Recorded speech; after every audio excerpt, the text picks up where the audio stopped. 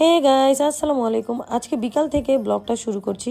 তো আজকে হঠাৎ করে চলে গেলাম যমুনা ফিউচার পার্কে। বাচ্চারা অনেক বিরক্ত করছিল বাসায় থেকে, তো চিন্তা করলাম ওদেরকে একটু ঘুরিয়ে নিয়ে আসি। তো এখানে আমরা গ্রাউন্ড ফ্লোরে টিকিট কেটে বাচ্চাদেরকে পার্কে ঢুকিয়ে দিলাম।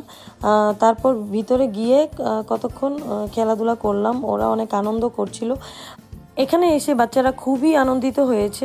কিছুক্ষণ খেলার পর তাদেরকে নিয়ে আমরা বের হয়ে গেলাম। তো এখন আমরা গ্রাউন্ড ফ্লোরটা ঘুরে ঘুরে দেখছিলাম। ফাইনালি আমিও চলে আসলাম মিস্টার ডিআইওয়াইতে। তো এখানে আমার অনেকদিন যাবৎ চিন্তা করছিলাম আসবো কিন্তু সময় করে পারছিলাম না।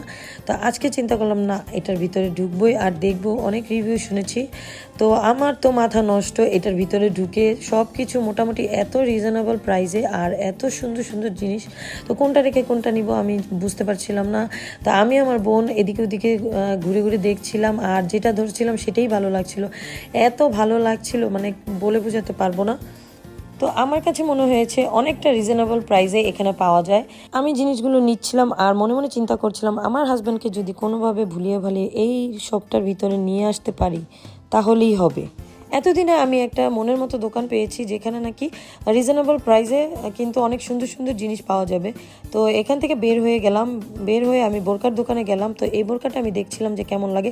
এই প্যাটার্নের বোরকা আমি পরিনি, তো এত একটা ভালো লাগছিল না। আর এখন চলে গেলাম, ওদেরকে নিয়ে ঘোরাঘুরি করছিলাম।